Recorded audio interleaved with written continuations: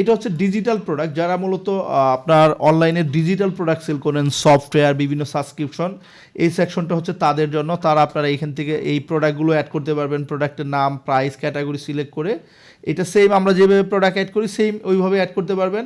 এটা হচ্ছে ডিজিটাল অর্ডারের লিস্টগুলো দেখতে পারবেন। এখান থেকে আবার ম্যানুয়াল যে নিউ অর্ডার আছে সেই নিউ অর্ডারও আপনি এখান থেকে ক্রিয়েট করতে পারবেন। আর ডাউনলোড লিঙ্ক, ডিজিটাল অর্ডারের জন্য যেহেতু ডাউনলোড লিঙ্কের প্রয়োজন হয়, সেই লিঙ্কগুলো আপনি এখান থেকে অ্যাড করে রাখতে পারবেন। ইভেন এখানে দেখেন দুইটা অপশন আছে, একটু দেখিয়ে দেয় এইটা।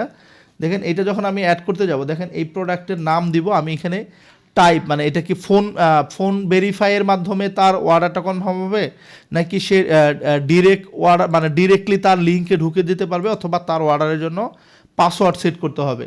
এই সেকশনটা আমার, এবং ইভেন এটা আমি কোন প্রোডাক্টের জন্য এই সেকশনটা করব সেটা এখান থেকে আমি লিস্ট সিলেক্ট করে দিতে পারবো। ইভেন যদি প্রোডাক্ট মানে এটার যদি কোনো কন্টেন্ট বা এটা যদি আমি এডিট করতে চাই, ভিতরে এডিট অপশন আছে, এই পেজের ভিতরের কন্টেন্টটাও আমি এডিট করে দিতে পারবো। এটা হচ্ছে ডাউনলোড লিঙ্কের অপশন।